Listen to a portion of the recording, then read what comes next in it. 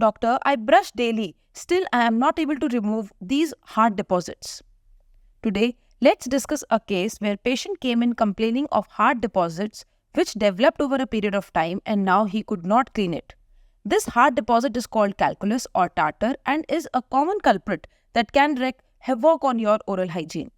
When plaque, a sticky film of bacteria, mixes with minerals from saliva, it hardens into a rough, porous substance known as calculus.